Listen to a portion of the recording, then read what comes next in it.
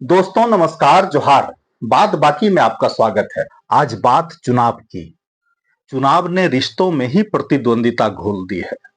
झारखंड विधानसभा चुनाव में गुरु और शिष्य एक दूसरे के खिलाफ मैदान में हैं, तो महाराष्ट्र में सूबे की अहेरी सीट पर पिता धर्मराव आत्राम के खिलाफ उनकी बेटी भाग्यश्री आत्राम ने ताल ठोंक दी है।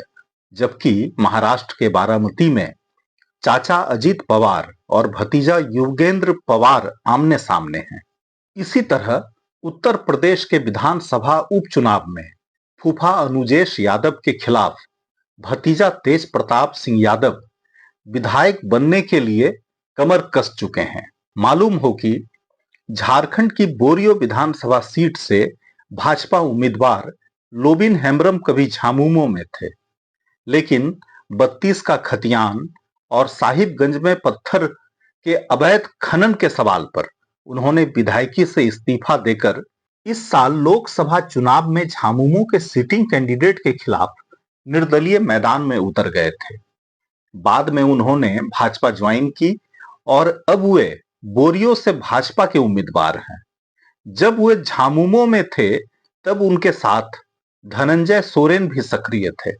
दोनों में गुरु और शिष्य का रिश्ता रहा है, लेकिन शिष्य धनंजय सोरेन को झामुमो ने गुरु लोबिन हेम्ब्रम के खिलाफ मैदान में उतार दिया है।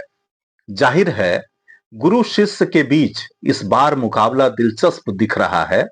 दोनों को एक दूसरे के खिलाफ बोलते हुए सुना जा रहा है, तो रणनीति बनाते हुए भी देखा जा रहा है। उधर महाराष्ट्र विधानसभा चुनाव का सबसे दिलचस्प मुकाबला विदर्भ अंचल के गढ़चिरौली जिले की अहेरी सीट पर हो रहा है। अहेरी से अजीत पवार की राष्ट्रवादी कांग्रेस पार्टी ने अपने दिग्गज नेता धर्मराव बाबा आत्राम को टिकट दिया है।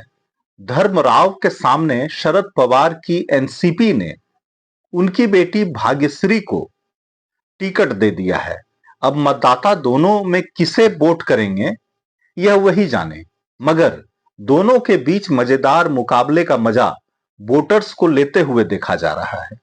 शरद पवार एनसीपी ने खुद अजीत पवार के सामने उनके भतीजे युगेंद्र पवार को उतारा है। डिप्टी सीएम अजीत पवार अपनी परंपरागत सीट बारामती से अपनी पार्टी के प्रत्याशी हैं।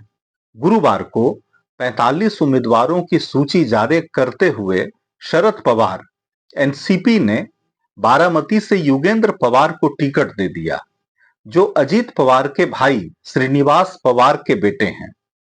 पहले राष्ट्रवादी कांग्रेस पार्टी एक हुआ करती थी।